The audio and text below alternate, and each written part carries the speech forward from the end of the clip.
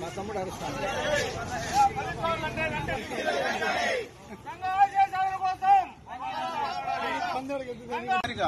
యావత్ ప్రపంచాన్ని కూడా దృష్టిలోకి మార్చింది వ్యక్తి ఎవరంటే వంగవీటి మోహన్ రంగా గారు. అటువంటి వ్యక్తి యొక్క ఆశయాలకు అనుగుణంగా మనందరం కూడా పనిచేయాలా. మొట్టమొదటిగా జిల్లాలో శ్రీకాళహస్తిలోని వంగవీటి మోహన్ రంగా గారి విగ్రహాన్ని ఏర్పాటు చేసుకున్నాం. ఆ విధంగా ఆయన ఆశయాలను కూడా మనం ముందుకు తీసుకెళ్దాం. ఇక్కడ వంగవీటి మోహన్ రంగా గారికి వచ్చేసరికి కులస్తుల్లో ఉన్న ఏ పార్టీ అయినా కూడా వారు ఏ పార్టీలో ఉన్నా మోహన్ రంగా గారి యొక్క కార్యక్రమాలకు అందరూ రావాలి అన్నది ఒక ఆలోచన తీసుకురావడం.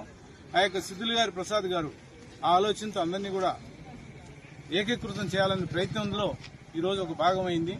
అందరం ఒకే వేదిక మీదకి రాకపోతే రాబోయే రోజుల్లో నష్టపోయేది ఈ కులమే.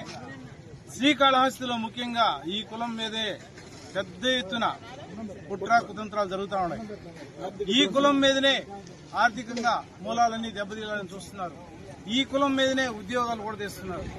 వాటన్నిటికీ ఒక వేదిక ఉంది, ఒక రోజు ఉంది. ఆ రోజు తీసుకుంటాం, ఆ రోజు మాట్లాడతాం కూడా.